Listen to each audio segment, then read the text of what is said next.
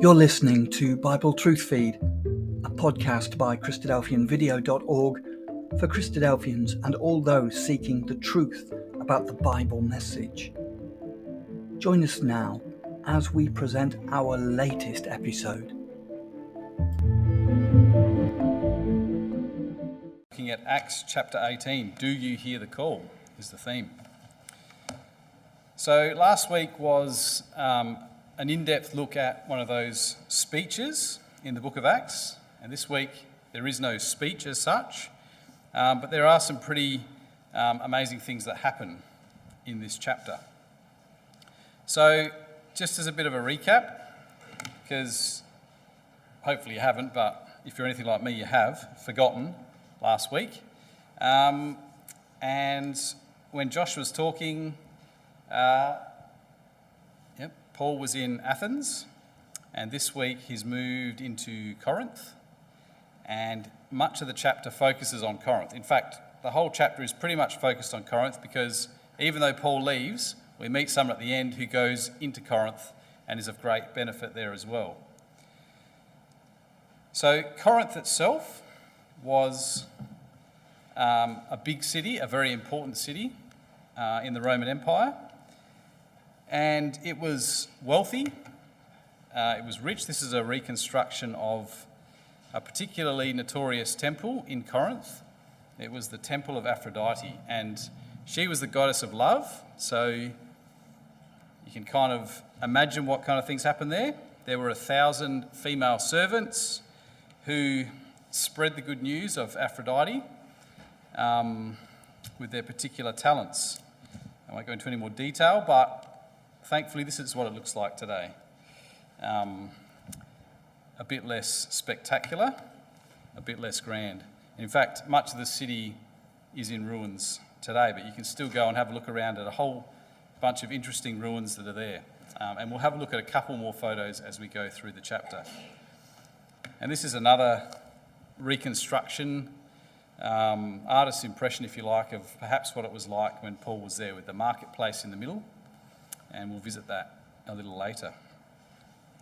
So there's an interesting detail that we'll also see later, which allows us to pinpoint exactly, pretty much, when all of these events took place.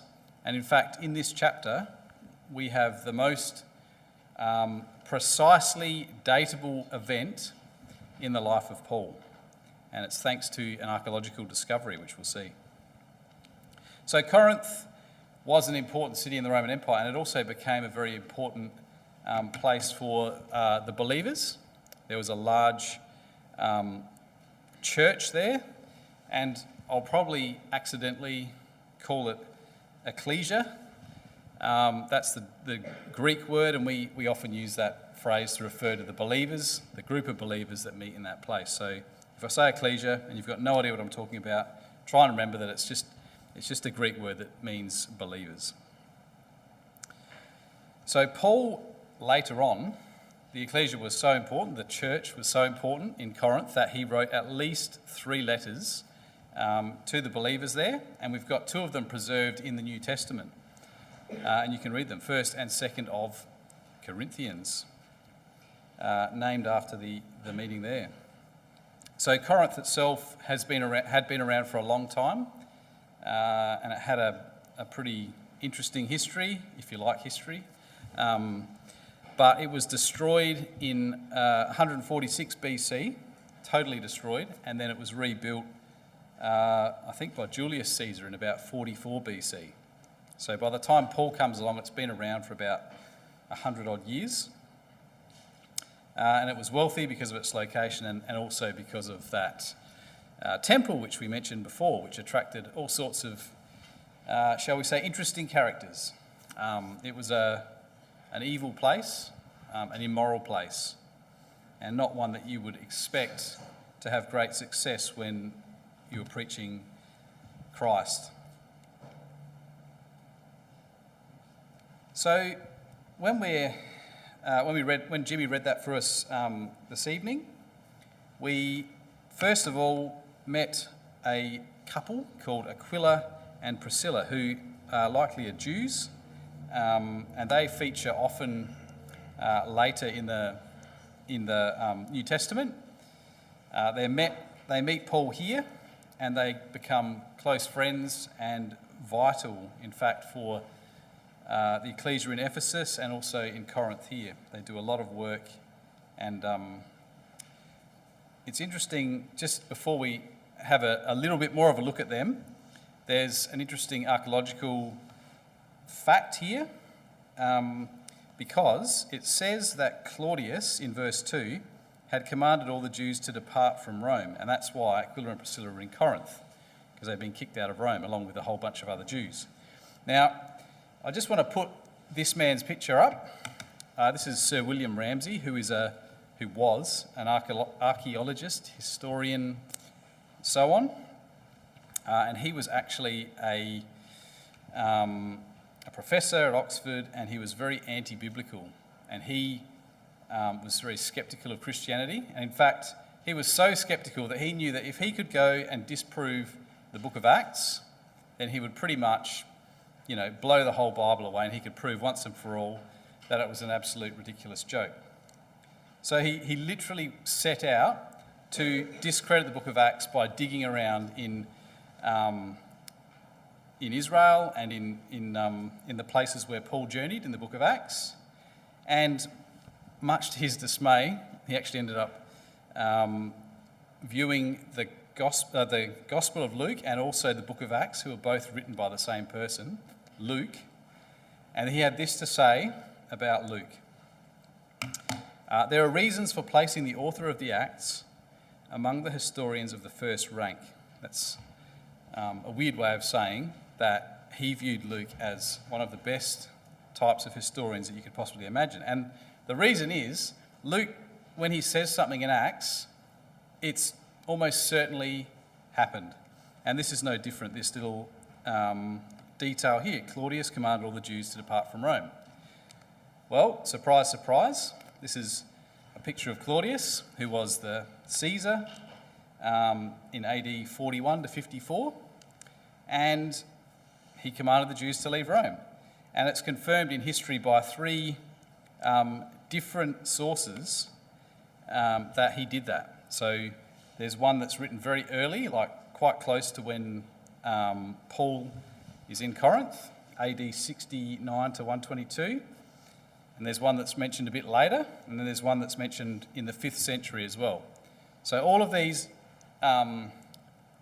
people who wrote about history outside of the New Testament all said, yep, Claudius did kick the Jews out of Rome around that time. So there's another detail we'll have a look at later, which also is verifiable with history.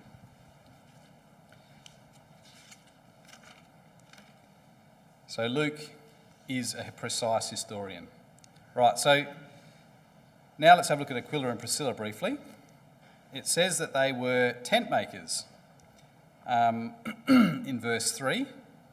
Paul also was a tent maker. It says he was of the same trade, and he stayed with them, and they made tents. And it says that Paul actually spent every Sabbath, in verse 4, in the synagogues teaching the Jews and the Greeks. So presumably that meant for the rest of the week he was busy making tents to pay his way.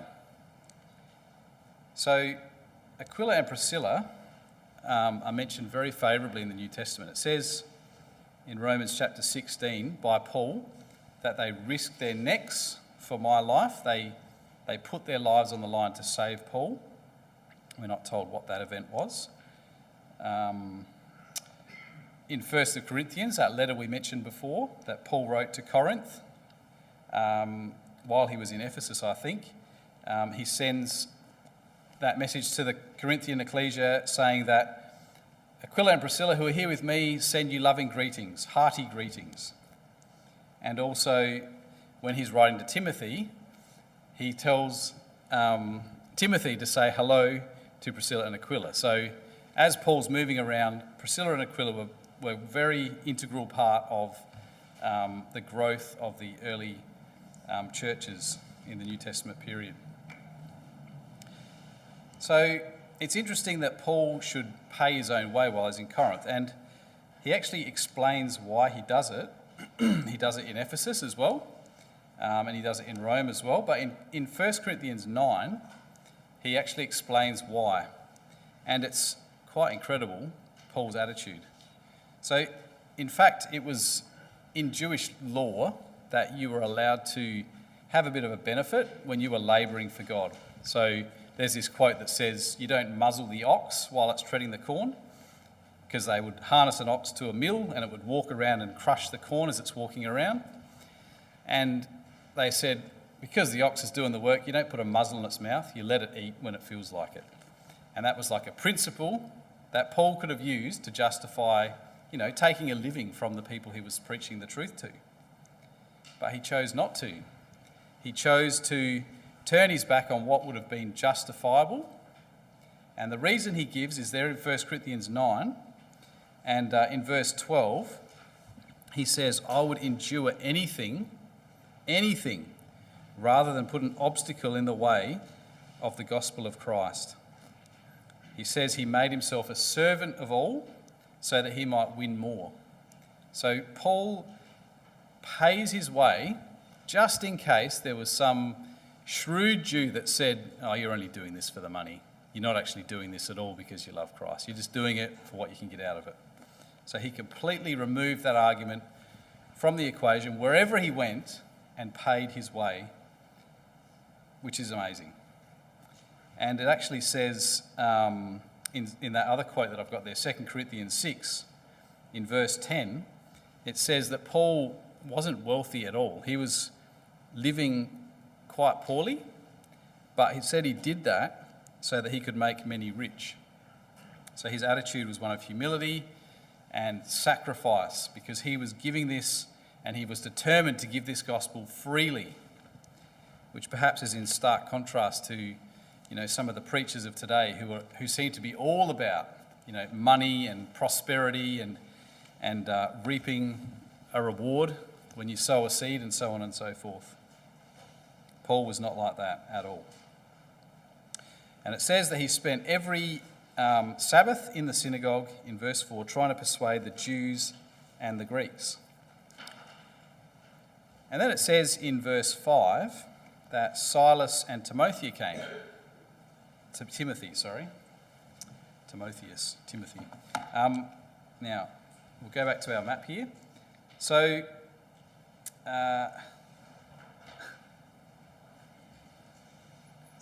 it's small on my screen. Corinth is there.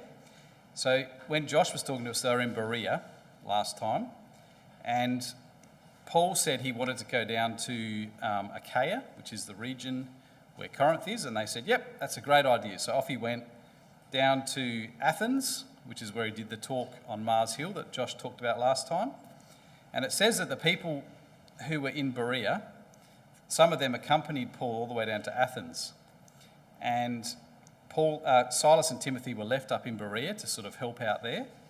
And these people that came down with Paul to Athens, when Paul left them, he said, go back to Berea and tell Silas and Timothy to meet me, to catch up with me. And then Paul moves off to Corinth, they go back here, and then they tell them to come and meet him. So if you were given the task to find Paul in a large city with no mobile phones, no GPS tracking, how would you find him? Does anyone know how you'd find Paul? Anyone? In the synagogue. That's very good. It was super predictable. Every Sabbath, Paul was there, which is actually Saturday. Paul was there preaching about Jesus to the Jews that were gathered there, and he devoted his time and energy to teach there. So all Silas and Timothy had to do was go to Corinth and find the synagogue, and there Paul would be. And there he was, and they met up.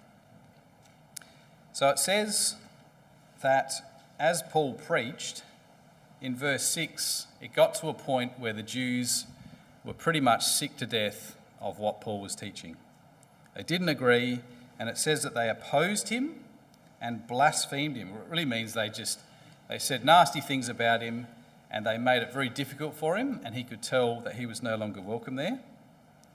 And so he says in verse 6 something which is quite interesting. He says, "Your blood be upon your own heads. I am clean. From now on I will go to the Gentiles." But the interesting bit is that your blood be on your own heads bit, because it tells you just what Paul thought about the message he was teaching.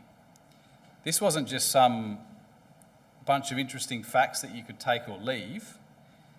To say your blood be on your own head is really to say, I've tried my very best to save your life. And by you turning your back on my message and walking away from it and pushing me away, you're actually choosing to die. You are giving away life, and you will die, but it's not going to be my fault because I've tried my hardest to save you. So your blood will be on your own heads. That's how Paul viewed it. Life and death. That was the gospel to Paul. That was the message and the importance of it, and that's why he went through so much in his teaching.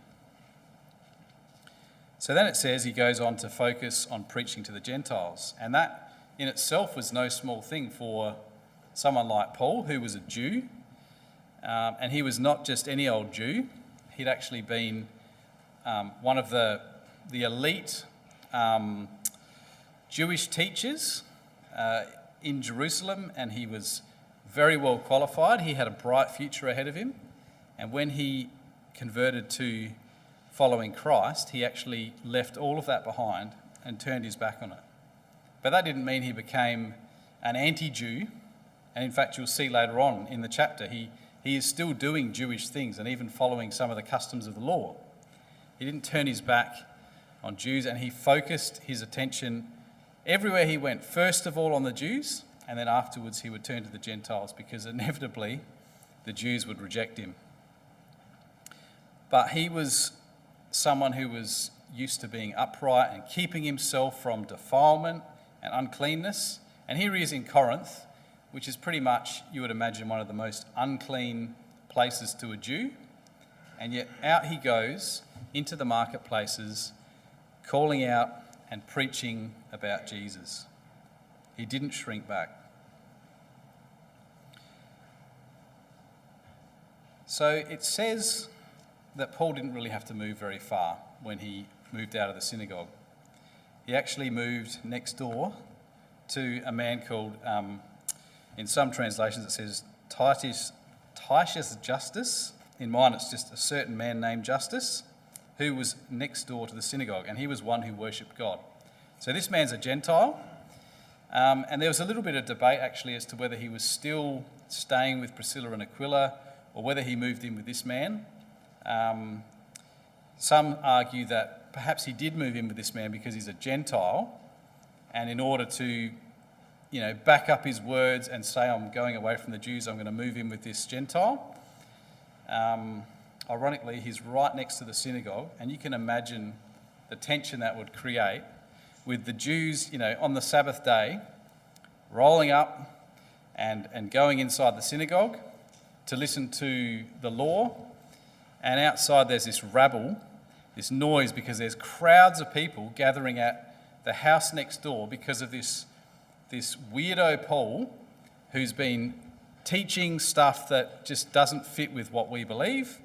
You can imagine the tension that would build and grow as time went by. You can almost tell that there's something bad that's going to happen. It's brewing, and it's going to come to a head any moment. And on top of that, he actually converts, in verse 8, Crispus, the ruler of the synagogue. So the person who stood up the front and did the announcements and made sure things ran well, he decides that he's going to follow Paul. He gets baptised, his whole family gets baptised, and presumably, we'll see later on, he's not welcome in the synagogue anymore either. So definitely the pressure is being turned up, and Paul is in for something nasty.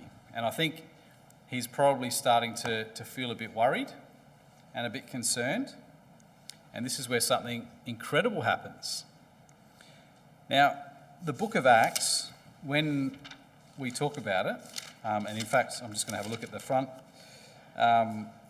In my Bible, it says the Acts of the Apostles, but it probably should be called the Acts of Jesus through the Apostles. And I think Jimmy might have actually mentioned this on the first talk for the year. Because Jesus himself appears to Paul in a vision at a point where he's quite low, quite worried, quite concerned about what might happen. And Jesus appears to Paul and personally speaks to him. And in my Bible, the words of Jesus are in red, and there they are. Haven't seen red words on the page for quite a while, but they jump out at you here. Jesus is speaking to Paul.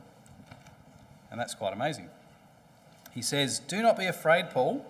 Keep speaking. Don't be silent, because I am with you, and no one will attack you to hurt you, for I have many people in this city." And so Paul keeps going, encouraged by this vision from the Lord, and he teaches for another year and a half, without incident, it appears, teaching the word of God. But then comes some more history, some more historically verifiable stuff. There's a man called Gallio, who was a proconsul or governor of Achaia. Now, let's go back to our map. Achaia, whoops, we were already on the map, weren't we? That was dumb. Achaia is this region here, and Corinth was the capital of that region. So Gallio was governor of that whole region, and this is Luke saying it. He's putting himself out there for being discredited if it's wrong, but not surprisingly, we have proof from archaeology. They unearthed an inscription in stone in a temple in Delphi, and it actually, can you see the blue box? I think that actually is Gallio's name highlighted for you. I can't read Greek, but you can sort of work it out when you know what the letters sound like.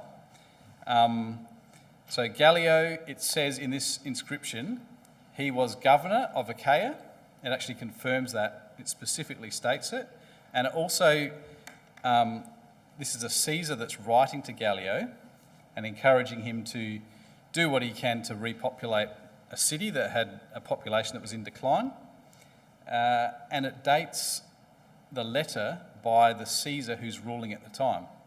And because we know exactly when that Caesar ruled, we can work out almost exactly when Paul is in Corinth and when all of this happens. And it seems like the Jews have waited until Gallio is proconsul of Achaia. Apparently in those days you were only proconsul for a year. So they've waited for the old fellow to move on. It's Gallio's turn. And they think, right, now's our chance. We're going to make an impression on this man and we're going to drag Paul before him. And so they do. Yeah, that's pretty much what I just said.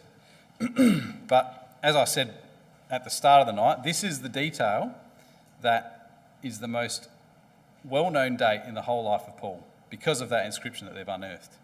But I'm sure if they keep digging, they'll find other things that verify the record. There's no reason to doubt because in so many places, Luke the historian has been verified beyond doubt.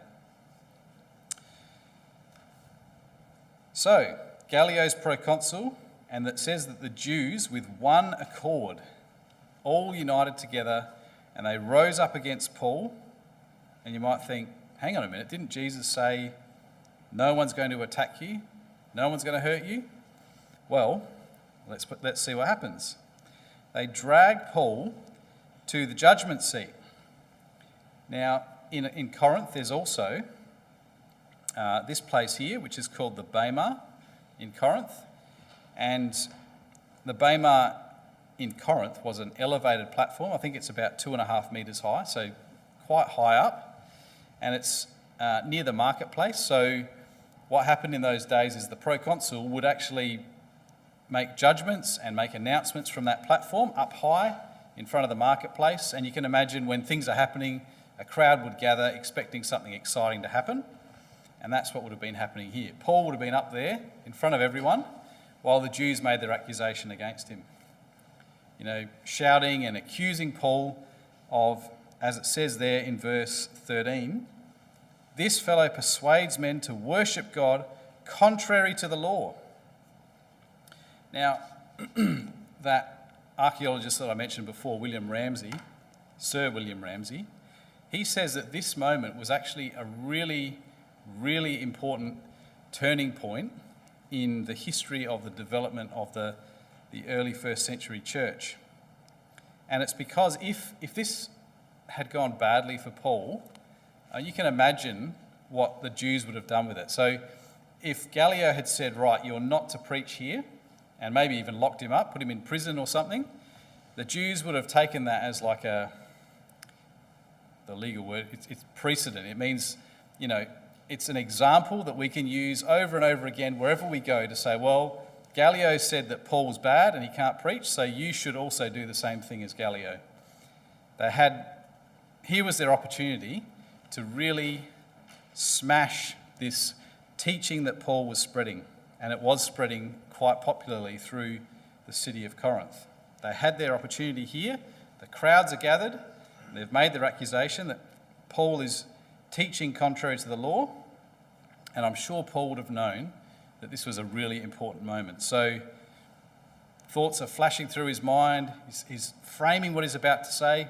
He goes to open his mouth in verse 14, but then Gallio cuts in front of him and he doesn't even have to speak. So, sorry, my PowerPoint gets ahead of me, or my mind gets ahead of my PowerPoint. He didn't even need to speak because Gallio just said, basically, I couldn't care less about you and your law, Jews. I refuse to have anything to do with making a judgment on this matter. It's up to you. You go and do what you want, but I'm not going to make a judgment at all. And it says he drove them from the judgment seat. So they're up there alongside Paul, pointing the finger, and Gallio and his soldiers just pushes them down the stairs and out into the marketplace and says, just be gone with you, I don't care, go away. And that in itself signalled that Paul's teaching was of no threat to Rome, and it was a turning point, a victory actually, a victory that meant that Christianity could spread rapidly in the reign of the Emperor Claudius and in subsequent emperors as well. So Paul didn't have to use any wise words, he didn't have to make any dramatic speech. Gallio did it for him in a not particularly eloquent speech, but a very powerful one that basically finished the matter. And it meant that Paul was free to teach about Jesus, and it silenced the Jews. They couldn't say anything more against Paul. So it's an amazing success at the point where you think, how could it get any worse?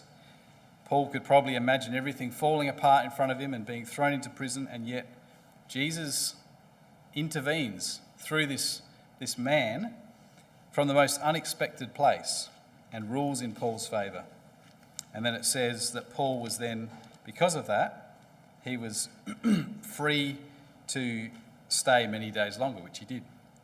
But I missed the best bit, didn't I? When Gallio drove them off the platform, you can imagine him pushing them out into the marketplace where all these Corinthians had gathered, waiting for some spectacular show, and it ends up being a fizzer. And they're so frustrated that they turned on the Jews and they grabbed the ruler of the synagogue, Crispus. Remember, Crispus was the ruler of the synagogue in verse 8? No, it's not Crispus, is it? It's verse 17. It's Sosthenes, the ruler of the synagogue. So it looks like Crispus has lost his job and he's been replaced.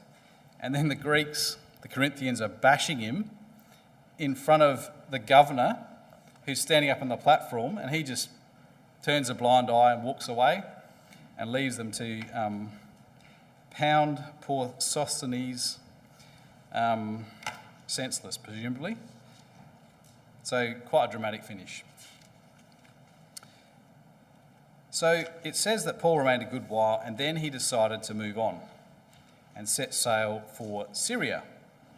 So he took Aquila and Priscilla with him. Get my pointer out again. So he moved off, and Ephesus.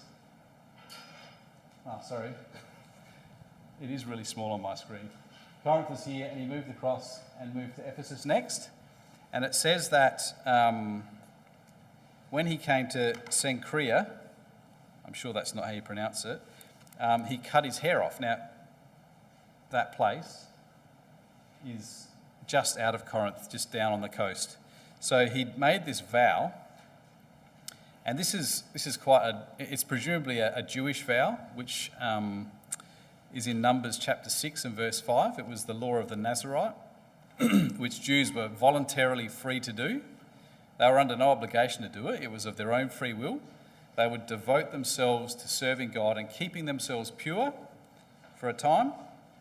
So they wouldn't drink any alcohol of any form. They wouldn't even touch grapes or sultanas or grape juice, anything from the vine. They wouldn't touch. They wouldn't cut their hair the entire time of the vow. They wouldn't go near a dead body. Even if one of their family members died, they would stay away from that dead body. And then at the end of it all, they would cut their hair in front of the temple. Paul's not near the temple, but presumably he took his hair with him because he heads to Jerusalem next. And they would take an offering, and with their hair they would burn that on the altar. And it was like a symbol that they had devoted themselves to God, and here was the evidence of their time of purity being burnt as an offering to God, an act of devotion and love. So Paul is under no obligation to do things like this, but he loves God, and he's free to observe a particular law if he wants to, even though the law itself, as Paul taught in many places, couldn't save. Paul wasn't doing it for that reason. He was doing it because he loved God and out of reverence and respect for him and devotion. So it says he came to Ephesus, and that was where him and Priscilla and Aquila, his new friends, parted ways. He left Priscilla and Aquila in Ephesus, where they stayed for some time.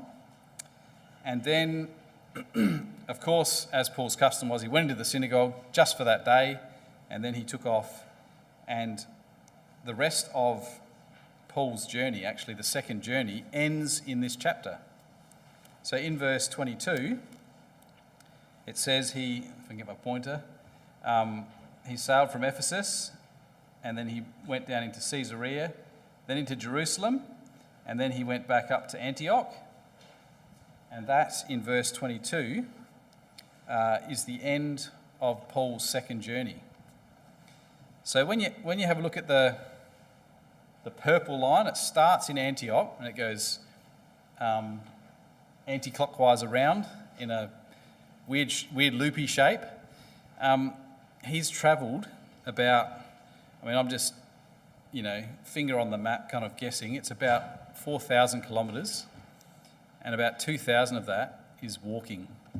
That's just the second journey. So people say that Paul travelled up to 16,000 kilometres throughout all the journeys he did, and a lot of that was on foot.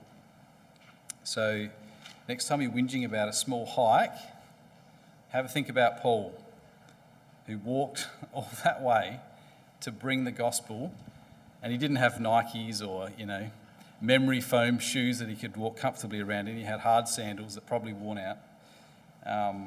He did that for his master, for his Lord Jesus Christ. And then it says in verse 23 that he commenced his next journey. So the next journey starts in Ephesus, and it says he moves off into the areas in verse 23 of Galatia and Phrygia. Galatia and Phrygia, he went off in this direction around here. And we'll meet up with Paul again in chapter 19. But for now, we're parting ways with Paul, and we're coming back to a new character who we haven't seen before. And the new character is Apollos. And there he is with Aquila and Priscilla, who were tent makers. That's presumably a tent, a stripy tent, that they're stitching while Apollos listens to them talking to him. That's what happens here. So Apollos was, it says, an eloquent man. He was very good at speaking. He was someone that you sat up and listened to. He had a manner about him that would draw people to him when he spoke. And he also knew the scriptures. It says he was mighty in the scriptures. And he comes into Ephesus, and it says he knew only the baptism of John the Baptist. So presumably he was baptised by John, right down there in Jerusalem, outside of Jerusalem, by John, who was this kind of rogue preacher, someone who turned his back on the priesthood. He could have been a priest in Jerusalem, but instead he's out there in the wilderness, eating insects, wearing camel's hair and, not dressed in priestly robes and eating priestly food at all. He's turned his back on all of that, and he's in the wilderness, and people came to him in their thousands to hear his message, which was one of repentance, of turning from your ways, of, reconnecting with God at a much more profound level than the religion of the day, which had pretty much degenerated into corrupt religious service that was ultimately meaningless. And Apollos must have travelled down to that place and heard John, and he's going through the synagogue, just like Paul, trying to convince the Jews about the Messiah, and presumably doesn't really even know who he is.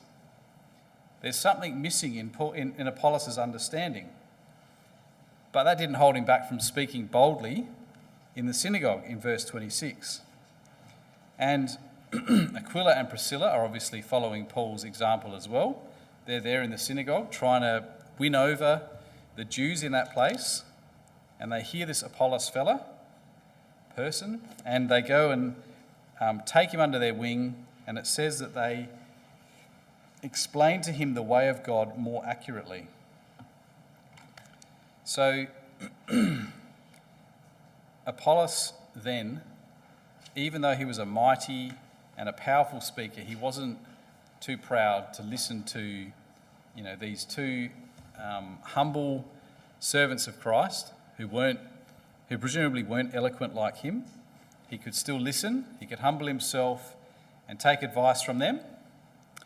And because of that, he became a convert to Christianity.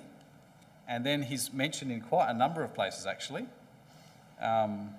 He's mentioned in Acts chapter 19, when he goes back to Corinth, and he becomes a very central figure in Corinth. They really respected him as a leader and a teacher. So you'll hear more of Apollos for sure as we keep moving through Acts. But he was in Ephesus there, but then it says in verse 27 that he wanted to go into Achaia, which again is that region where Gallio was, of which Corinth was the capital. And we find in chapter 19, that he's in Corinth, so he made it. And he was of a great help to the people in Corinth because he had, that desirable quality of being able to draw people to himself and speak powerfully and refute the Jews who were arguing so strongly against him. And he did great good in that place. So that's chapter 18, really. As we said, it's all about the establishment of the ecclesia in Corinth and also the very start of the ecclesia in Ephesus. So we've met Aquila and Priscilla. We've seen, some sort of ups and downs of Paul while he was in Corinth, and ultimately that triumph he had over the Jews without even opening his mouth. And presumably that helped him and helped the early ecclesias to flourish in those places. We also saw Paul conclude his second journey and start the third journey, which we'll pick up on next week. And we met Apollos, who is one of the formative members of Corinth. Thank you.